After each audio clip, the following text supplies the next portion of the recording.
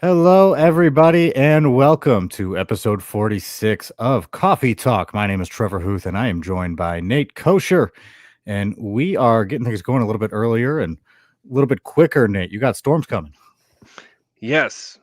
Uh, First, I would guess of the not winter storms. First of the summer storms, that is, Winter that storms in the summer. potentially severe thunderstorm, tornadoes. They've been hyping it up, so I hope it doesn't happen. But yeah, it's warmer here, so that good for the storm, I guess. Yeah, well, make sure you stay safe. Thank you, Trevor. Will do. Yeah, of course, of course. So, baseball, that's still a thing. It That is keeps still a going. thing. Lots of games have been canceled over the last few days at all levels. I've been looking, minor leagues, major leagues, lots of games were getting canceled. We've had a lot of rain around the country lately. I can't remember the last time I looked and we had a full slate of games in a day happen. Well, you know what? There are some fantasy storms also happening. Well, the point that I was going to make actually with the real life storms is for the fans of Jackson Jobe that are out there, it's actually pushed him back where he's not going to pitch until Wednesday, which is tomorrow when you hear this, when this podcast drops. But that's going to be like a full week or week and a half in between starts for him. I was wondering what's going on with him because I saw he was supposed to start and then he was pulled. So is it they don't want to send him out in cold weather or bad weather or what? I don't honestly know what the deal is. Maybe they push it off a day and then they don't want him to have to get loose again. They didn't want to skip Scooble Bump Day. I don't really know. They want to keep Gets out of Scooble the on rhythm, his I guess. his rhythm. Yeah. Yeah. So Jackson Jones has kind of been getting pushed on. Just an interesting little bit of news there. Anyway, fantasy storms brewing. Sure, why not? Going from not in first place in home runs to first place in home runs in for the MLB in one game. It's Eugenio Suarez hitting 4 home runs. News that everybody knows at this point, but still, good game for him. Yeah, it was. I unfortunately was not watching the game. Epic, epic career game, obviously for Suarez. And the oldest ever to do it, actually, Trevor, at 33 years old. I saw that statistic. I can think of other times in the last 10, 15 years, people have done 4 home runs in a game, but 33 is officially the oldest to ever do it. And uh, also, the Diamondbacks still lost the game. They did. They did. How much have you looked at the box score from that game? Like I really, if I I quiz actually you, are you going to be didn't. able to know the answer? No, probably not. I just looked at the highlights of his home runs, and then later I checked to see if they won or lost. That's it. So 4 home run game. How many RBIs do you think he had? Oh, that's a good question. Thank you. 7 or 8, maybe. 5. Only 5. Oh, 5. interesting. Yeah, get on base, rest of team. So solo shots. Yeah, I guess that's All how you lose. all solo shots except for one where there was one runner on base. 4 home runs, 5 RBIs. The math doesn't seem like it should add up, honestly. No, I mean you could even see 10 RBIs, 9 or 10, at that point. Yeah, I mean it really if there's one person on for every home run you hit, you're already up to 8. Yeah, All it exactly. takes is a little bit Yeah. extra.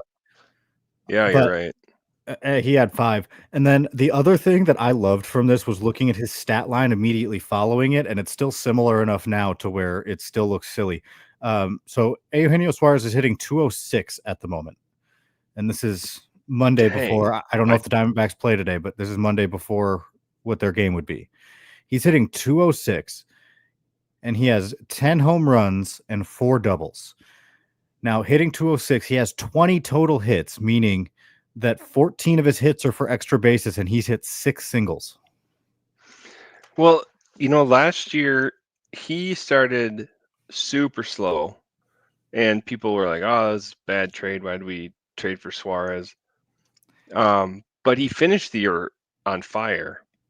Mm-hmm. And so he has I mean he has these ups and downs. He is sort of streaky, but I wouldn't be concerned. Basically, he just needs to hit some home runs and play okay defense. Is 4 enough? No, it's not actually. 4 is not enough. He needs It to hit wasn't more. enough, dude. He needed 5. The the other thing I like about him is the Diamondbacks announcing team. When he hits home run, they always say, "We know it's Gino," which Mhm. is kind of fun. So I think he's kind of a fan favorite, but yeah, I don't. He's not going to probably hit for a high average, and he has these spurts like this. Maybe not hit for a high average, but Well, I 206 mean, isn't enough. Yeah, that's right. Like he was 256 last year. He's hit 230. I mean, it's, you just expect a little bit more than 206. and the other part of your point, I think, is that just getting some base hits that aren't home runs He actually has would one more would since be the good. stat happened.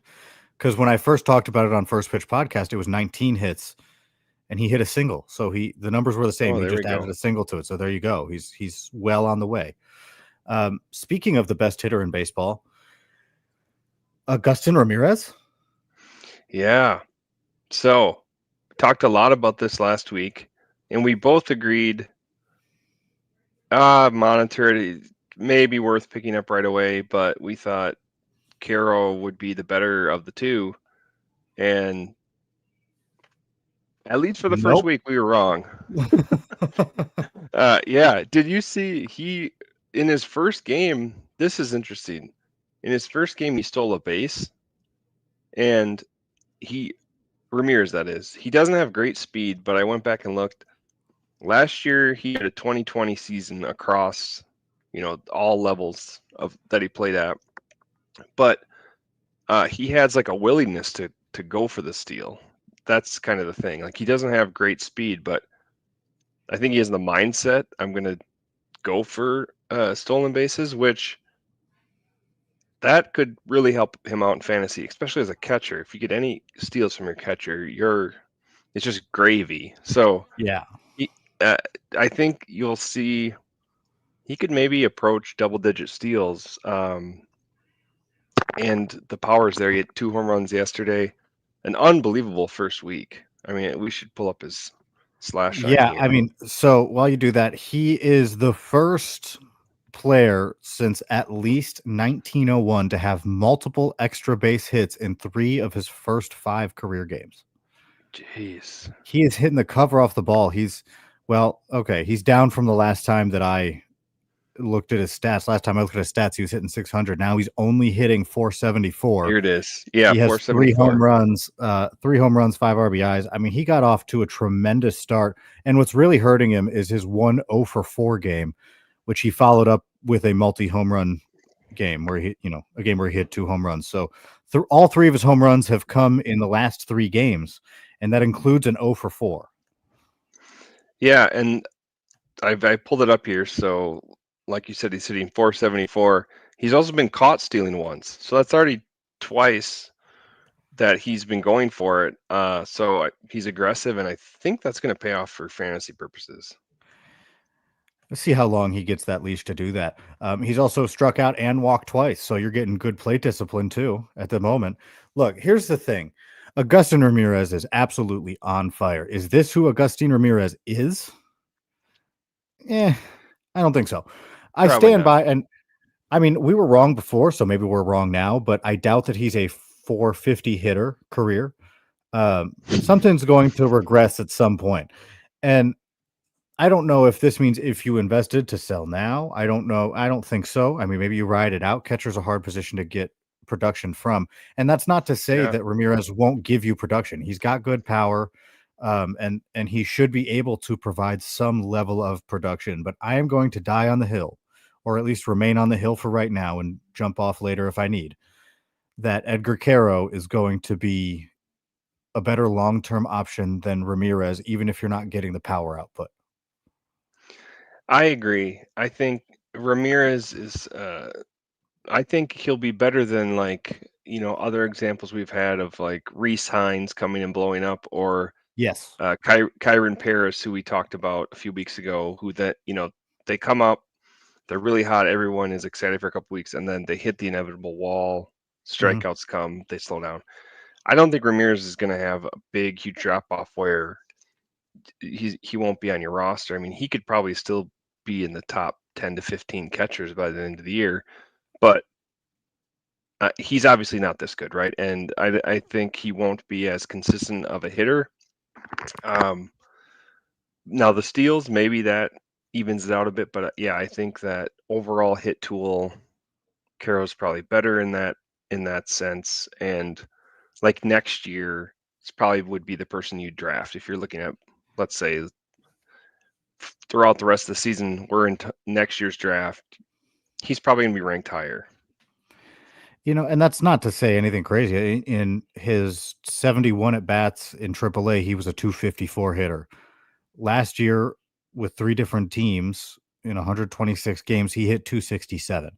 So he's not going to be like a destitute average guy, and he will add a good amount of home runs. It's just he's not multiple home runs. This is an amazing hot streak that he's on. That's what we're saying. This is a great hot streak and enjoy it while you can. But obviously, you can't expect a guy to continue to hit 3 home runs in 3 games and 474 across the course of a season, which feels obvious to say now that we're saying it out loud, Nate.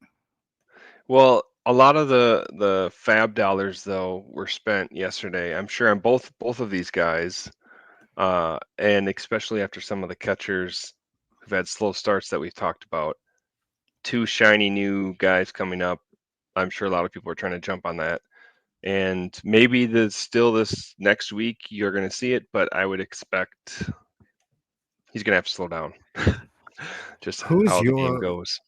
Who's your biggest fab purchase in terms of amount This season? year? This season. Oh, that's a good question. I need to pull it up again. Personally, I spent 40 of my 200 fab dollars on Ben Williamson, third baseman for the Mariners. This was in the 30 teamer, so obviously you need guys like that. I was surprised that Ben Williamson was available. He was actually just dropped 2 days before he got called up. So I put a very large bid out and I got him, which was helpful because he replaced Nick Maton as my everyday third baseman, which is that's a good move. Good. Yeah, right. It's been positive, and I'll tell you what, I've been pretty happy. He's out right now. He missed yesterday's game with back spasms, so we'll see what that news turns into tomorrow. But Ben Williamson, in his first 42 at bats, has 1 home run and is hitting 310. I mean, there's room more to be desired. He stole more bases in the minors. He's not walking a whole lot, but still hitting 310 early on and looking pretty good. He's known to be better defensively, which is a good thing in terms of him getting run, on the field. Okay. Here we go. So it had been, I need to show them all. Marte. Noelvi? Noelvi Marte, yes. After we talked about him last week, I wanted to scoop him up, but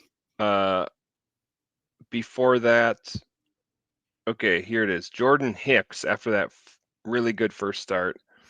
I bid 71. This is $1,000 though. Yeah. So that's relative, right? Like, yeah, I spent almost a quarter of my fab on Ben Williamson, and if you factor in the fact that I traded $10 of fab for Nate Pearson, I'm already about halfway through my fab.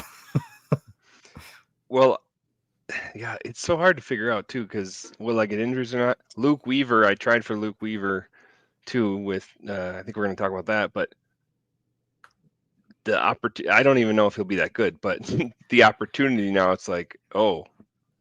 And there is a lot of shaking up where you didn't think there would be shaking up in terms of closers right now. You want to talk about Luke Weaver. Devin Williams has not been good, and so they are putting him in lower leverage situations for the time being. I've also seen that the Guardians are considering doing that with Emmanuel Clase. And so there are just these guys. Trevor Megill has not been great. I'm wondering how long until they remove him from the closer position in Milwaukee. He just gave up a walk-off home run to Nolan Arenado. So there's a lot of shaking up going on in the reliever market right now. There's never a better time to know who Rick Graham is and to bookmark what he does. Yeah, very good point. Yeah, it's so hard to figure out what you should do with closers. I mean, you should never spend huge draft picks or dollars on closers coming into the season, but I mean, it's pretty surprising Devin Williams is failing like that, like how he currently is. Because I mean, this guy, he's got one of the best pitches in baseball, I would say. Mm-hmm. Only success in Milwaukee, and for the first 2 years, like man, what he wasn't even closing, and it was the situation was always well. Josh Hader left, or if Williams ever gets the opportunity, this guy could be the best closer in baseball.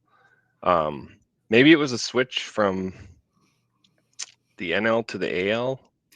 I Don't don't know know. what it is, but there's something going on with him.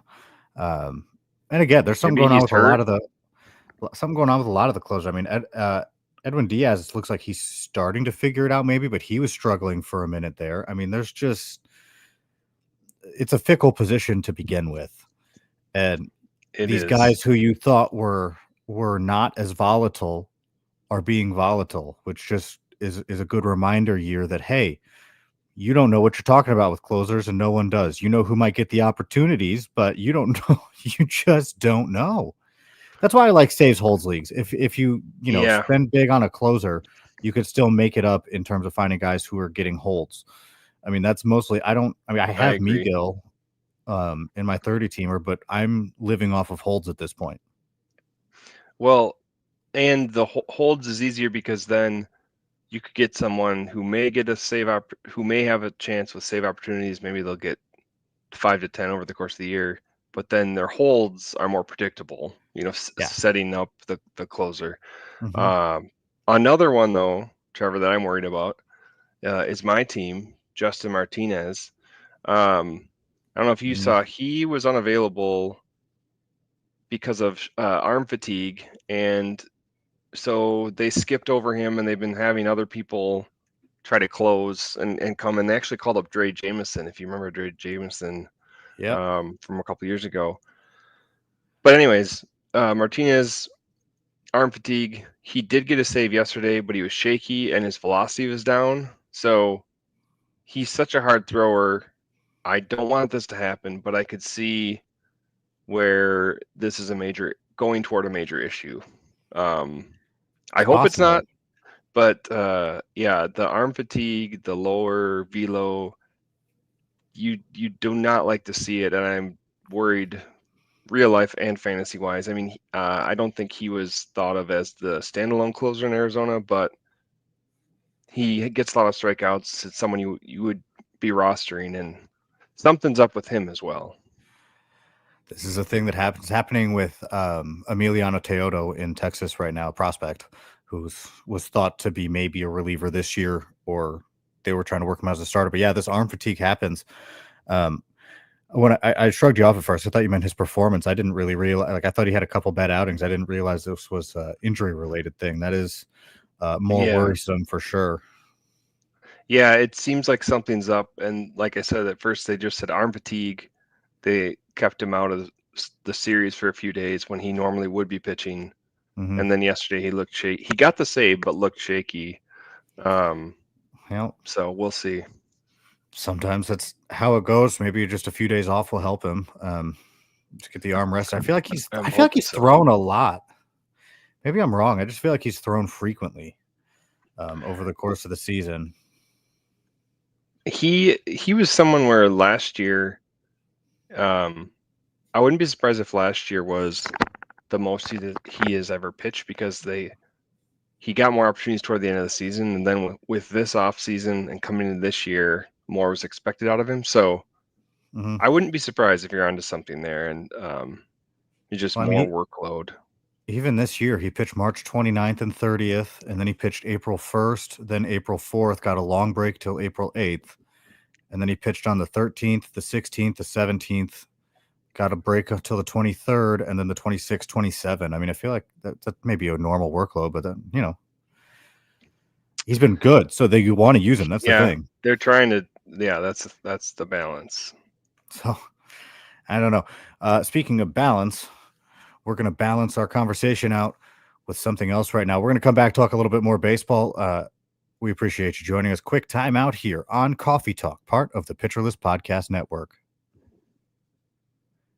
And welcome back to Coffee Talk on the Pitcherless Podcast Network. My name is Trevor Hooth. I'm joined by Nate Kosher. We've talked some catchers. We've talked some relievers. One thing we didn't get to talk about, Nate, you mentioned that you spent a lot of money on Noelvi Marte. Seems like a good Yes. thing to have done because he's still hitting the cover off the ball. Yeah, he is. He's a machine, and he's been hot the last the last week and a half or so. He's been on fire, and he was someone who kind of a post-hype sleeper because he was suspended for so long and And hurt. played But horribly, and then just bad. He wasn't good. yeah, he was bad when he came back last season. When he debuted 2 years ago, he looked good. But anyways, I think it's real. I would pick him up in practically every league at this point. He is hitting 364, 3 home runs, 15 RBIs, and 4 steals. He's got speed and home runs, both power. He's playing well. I would take a hard look at him. He's not quite a coffee talk guy, but he's still young. He's only 23 years old. Yeah. So maybe he started the year as a coffee talk guy, but is playing his way out of the podcast, which there you go. is very rude. We need guys to talk about. But either way, we could transition to a more coffee talk guy, much to the chagrin of my fantasy teams, because I'm a huge fan of Logan Gilbert, and I have him everywhere.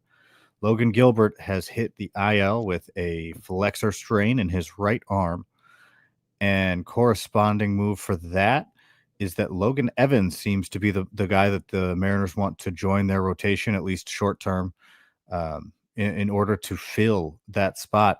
And he debuted. It was his MLB debut through 5 innings, 2 earned runs. He did allow a home run. He walked 3 and struck out 3. So kind of a mixed bag performance for Logan Evans, but wasn't all bad. Somehow I missed the Gilbert news. I hadn't heard Oh, that yet. we're breaking news on this podcast now to Nate. I Yeah, had a Logan busy weekend. Gilbert's on the 15-day IL with a right flexor Shoot. strain. Yeah, many kids activities this weekend, so I missed that, but that's too bad. It is The too bad. Mariners, He's been phenomenal. They have we've talked about this before too, the potential for a great, really strong rotation, but this stuff happens to pitchers. Yeah. So Logan Evans, just throw him out there. He's got a 6-pitch mix. He seemed like he's riding around that 20 or 92, 93 range. Again, didn't strike out too many. 3 strikeouts in 5 innings. Also walked 3, but was able to work around it. So I mean, if he's got good stuff, he should be able to be a decent guy. I don't know. Obviously you didn't see him pitch, Nate, but do you have any thoughts about Logan Evans? I'm sure you've been looking him up as I've been talking. Yeah, I have been. Well, I don't know if you thought of this. It's funny that they replaced a Logan with a Logan just because of the name. That's kind of humorous, but I think probably someone I would watch for maybe streaming. I'm not thinking you need to pick him up immediately. Do you think? Well, You'd pick him up right away, or what? How are you feeling? I don't know. Here's something that I had not seen before. So there's a tweet from somebody named Daniel Kramer, or at D Kramer on Twitter. Does Mariners coverage for MLB.com. Obviously, that's a known name. Just I'm not in Mariners coverage world all the time. He said that the first strikeouts for Logan Evans' career come on a curveball to Kyle Stowers that was 82.9 miles an hour and 3,155 RPMs. And the second one came on a fastball to Matt Mervis, which was 94.9 and was just over 2,100 RPMs. So With that new information, yes, I would pick him up. I think he'll figure something out. His average might have been around 92, 93, but if he can touch 95 when he needs, if he has a big breaking ball like that, that's also definitely something that's useful. So, I do think Oh, actually knowing that now, I'm yeah, like, I think, yeah, jump in, let him figure it out. that is good intel. I was trying to see how big of guy he is. Oh, okay, he's listed at 6'4", 215. Because sometimes with these pitch mixes and their fastball, when you hear, it tops out at X, or it's not Mhm. 99 100, and you think, well, I don't know about that. But if they're taller and bigger and have longer arms, then it can be deceiving the release point, and it can make it seem like it's coming faster. So that's what I was trying to see. 6'4", 215. It's pretty good size. So all right, maybe you've convinced me. Pretty good size being Pretty good 6'4", size. 215. I I mean, mean, he's not Randy Johnson talking about the Mariners, but yeah, that's yeah, solid. he's not 6'10", but 6'4" will do. Coming from somebody who's 5'11" on his best day. That's me, not Nate. I don't know how tall Nate is. I'm about 6'2", actually, but was terrible at baseball. All right, so to you, he doesn't seem that big. Me being Yeah, my I guess not. 5'11" self, 6'4" is pretty big. All right. Let's move on from Logan Evans. Let's go to my Tiger, Zach McKinstry, the man who can play a bunch of different positions, multi-position eligibility, having just a phenomenal start to his year. I don't know if you've seen that, but after hitting Yes. 215 in 118 games last year, he's up to 321 so far this year. And he's walking a lot more, 15%. That's more than double what he did last year. He's striking out about the same. But he's just doing so much better. He's already worth 1.3 F4, which is surpassed the 1.1 that he was worth all of last year. Yeah, I have been following him. I put a bid in to pick him up. He was just on the waiver wire, so I'm waiting to see if I get him or not in one of my other free Yahoo leagues. Mm-hmm. Just, playing it for fun. But also, he already has 3 triples this year, which is kind of an odd stat. Last year in 118 games, he had 5 triples. This year in 26 games, he has 3 triples. So he's obviously hitting the ball hard, and good things are happening for him. And like we said before, I would just pick him up almost just because he can play so many positions. I mean, you can, on an off day, you can plug him in practically anywhere Mm-hmm. into your starting lineup. Well, and that helps keep him in this lineup where things you might start get shaken up once some guys come back. I mean, at the moment they have Javier Baez playing center field regularly. So you're looking at, Trey Sweeney at short, Jace Young getting reps at third. You're going to have to figure out what to do with Zach McKinstry, who right now is your right fielder. But at some point, I mean, you want Justin Henry Malloy to get reps. You want Colt Keith to continue to get reps. And then at some point, you get Parker Meadows back. At some point, you get Matt Vierling back. At some Oh point, you man, get Wencio Perez back. I forgot about Parker Meadows. And it's not necessarily soon for any of those last few outside of Margot, but at some point they're going to come back. And if Zach McKinstry's hitting like this, the fact that he can play a lot of positions is going to be nothing but helpful in terms of him continuing to get playing time. Yeah, that's a great point. Tigers are doing well, Mm-hmm. so they want to keep doing well, and they're gonna put the bats in that lineup that are hot. Yeah, I would definitely pick him up. I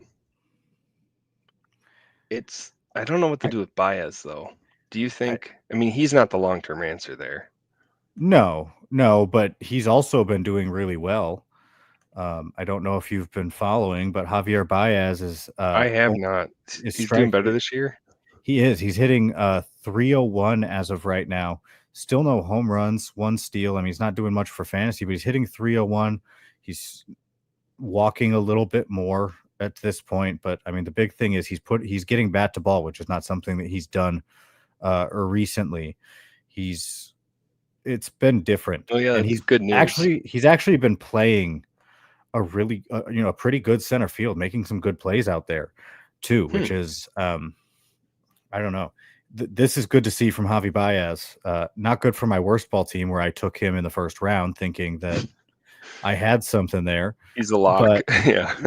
oh, my gosh, I watched 2 years of Javi Baez Tigers baseball and think, oh yeah, man, I'm sorry, 4 years. It's been 4 years or 3 years. Sorry, 3 years of Javi Baez Detroit Tigers baseball, thinking, oh man, this is a good pick for my worst ball team. Nope, which is good for me. I mean, which is good because I like the Tigers win, but Yeah. my worst ball team's not doing great. I'm pretty sure.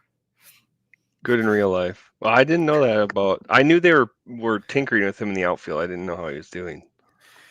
Yeah, and it's been, by all accounts, he's been just putting the bat on the ball more. Nothing else has really changed that much, but he's doing okay. You want to see a little bit more power, but he's hitting the ball. That's about all you can ask for from him. All right, so another injury to talk about here really quick. Tyler Glasnow, another shoulder thing for him. So if you roster Tyler Glasnow, what are you doing, Nate, to navigate this situation?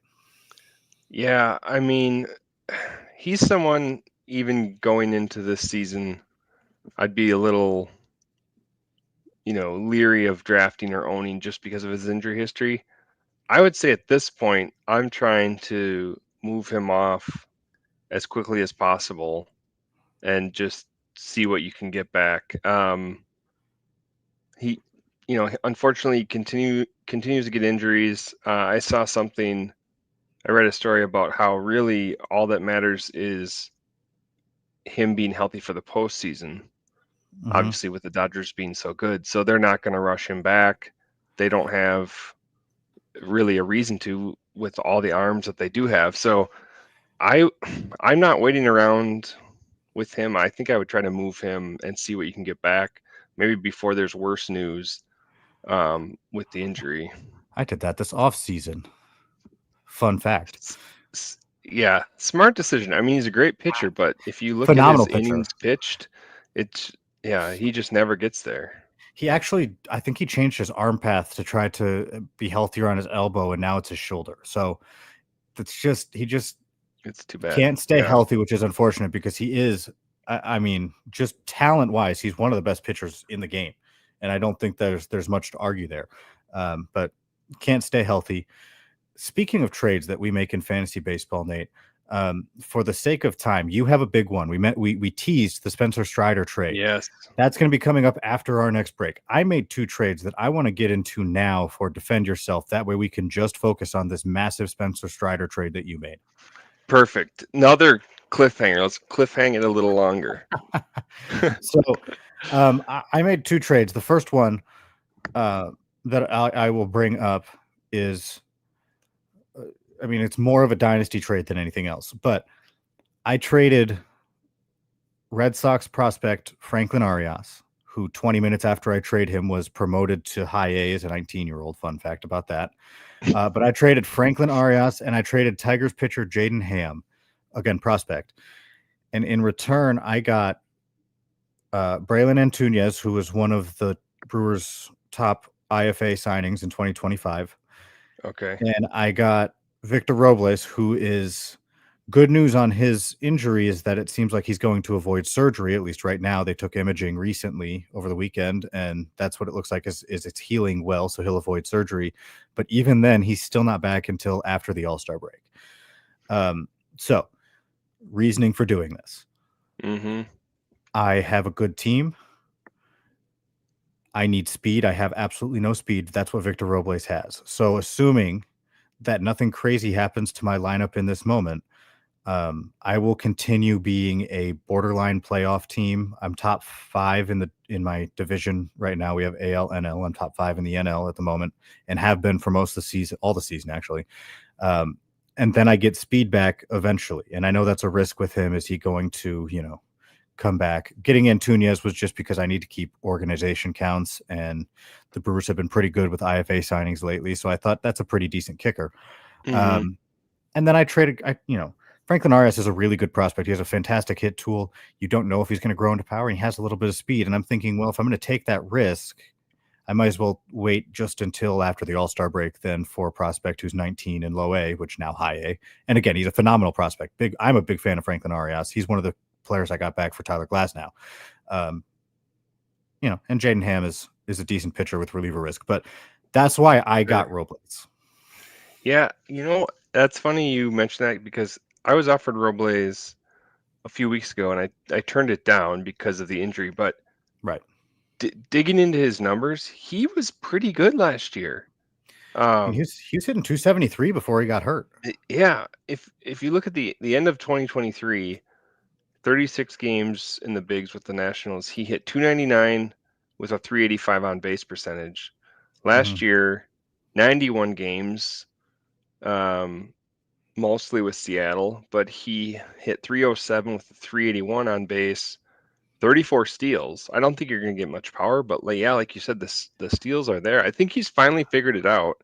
Yeah, He was a hyped prospect way back when, he was. and And there's no IL limits. I can just keep as many people on the IL as I want in this league. So I mean, it just kind of, I don't know, maybe not the smartest use of a good prospect like Arias, but it got me some speed, and he's only 27 years old, so I I have him kind for a of few years. yeah, I kind of like it after seeing his more recent. What it's too bad he got hurt, but I think maybe he figured out at least he's going to be an average everyday player. He's not going to be a superstar, but Mm-hmm. he could stick around, and you never know if the prospects are going to develop. So All right, and then my other trade. This one's more fun and more relevant to coffee talk and redraft leagues, even though it happened in a dynasty league. yes, Logan Gilbert goes down. I just go, hey, what do you like? I don't want to trade Hayden Birdsong. I love Hayden Birdsong too much, but what can I trade you to get Nathan Eovaldi? And so what the trade ended up being was I got Sean Murphy and Nathan Eovaldi, and I traded away Yanni or Diaz. someone we've talked about, and the worry meter growing on him, week to week.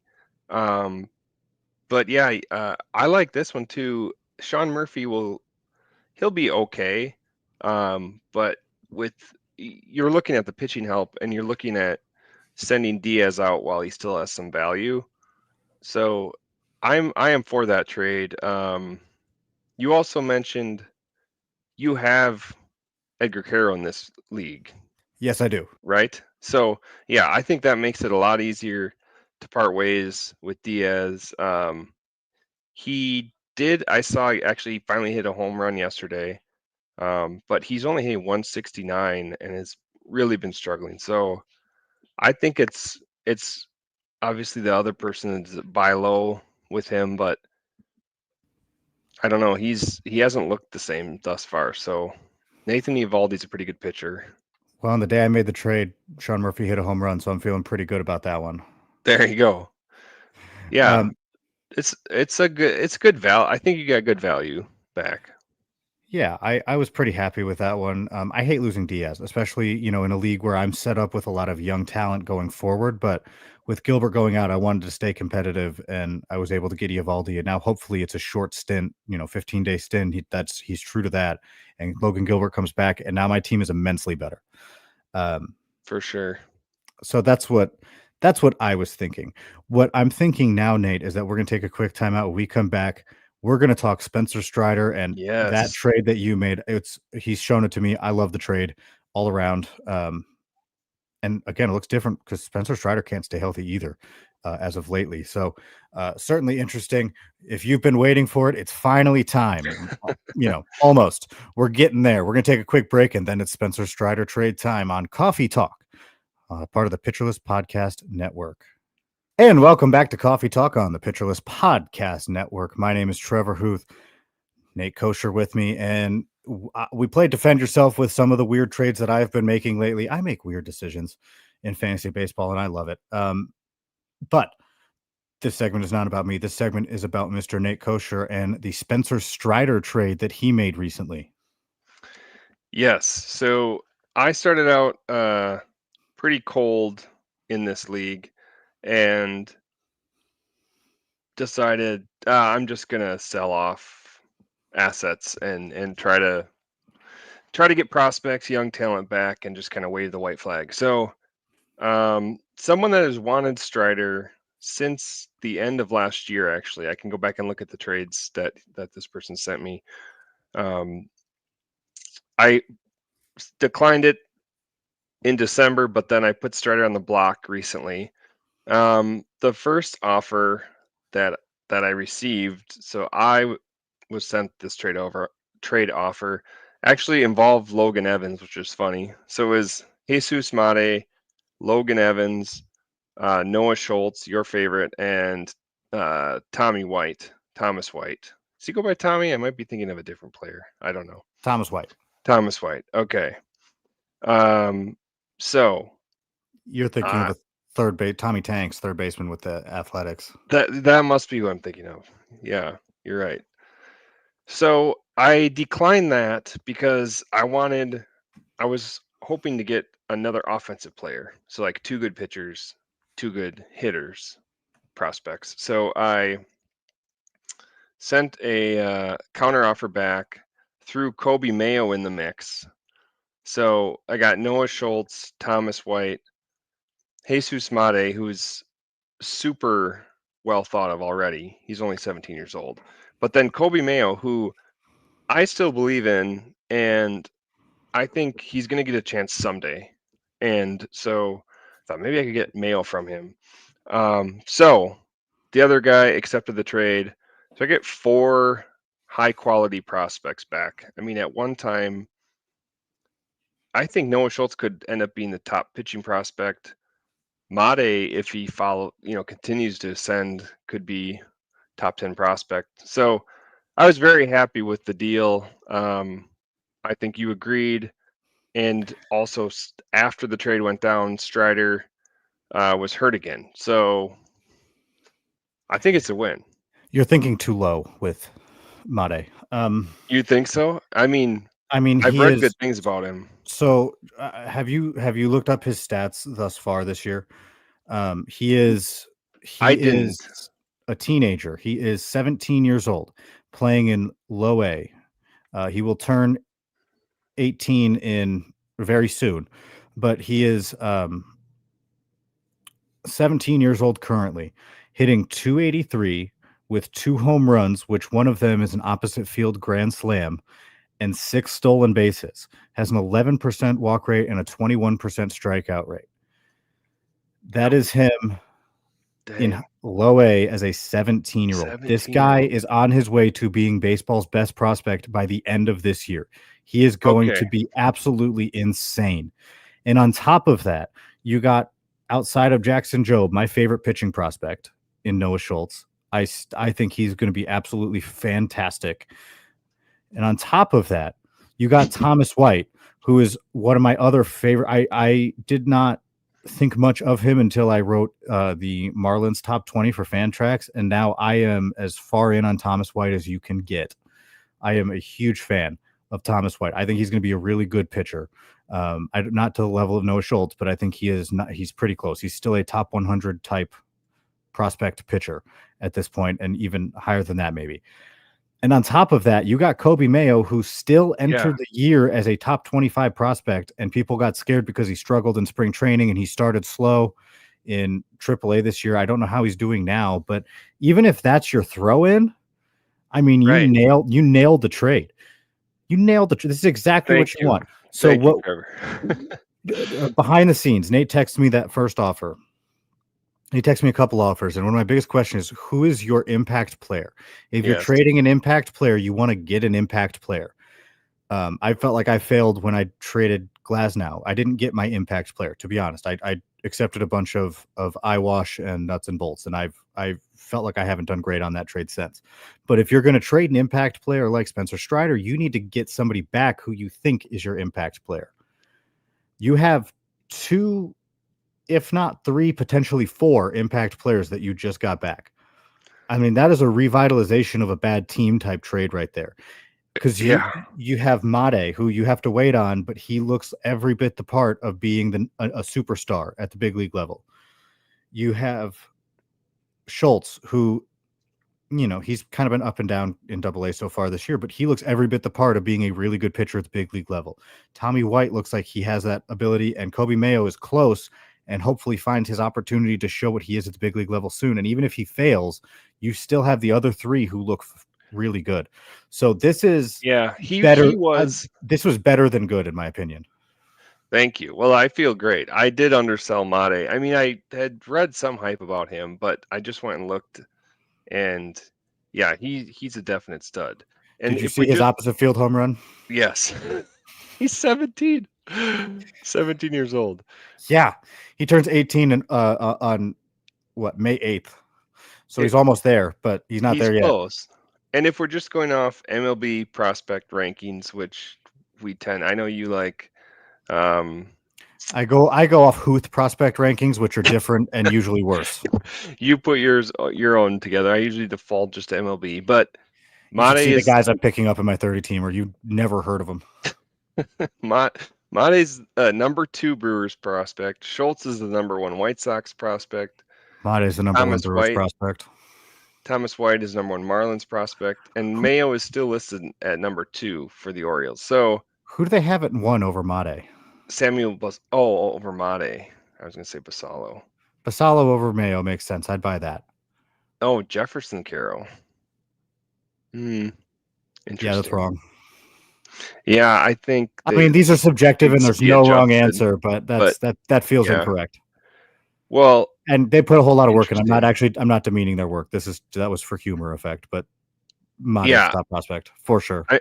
And not to toot my own horn more, but I think this was probably one of the best trades I pulled off, and I could not have gotten more value back, I don't think, for Strider. Yeah, absolutely. I think that was a great trade. And I'm going to send you a video of somebody that I just picked up, just so you know how wild my rankings get and how deep I look at players. Ivan Brethauer with the Cubs. That's my guy recently. I have no idea who that anyway, is. I'll send you a video of him and you'll see. But anyway, that was a phenomenal trade, worth waiting on, hopefully, for those of our dedicated listeners who were hanging on that cliff all week. We made them wait all week, Nate. We did. For now, we appreciate you listening to Coffee Talk. We're going to get Nate out of here before these storms start so he can, hunker down, be ready, and get through them. But yes. Nate, it was great to talk to you again, and we will be back next week with more Coffee Talk, part of the Pitcher List Podcast Network.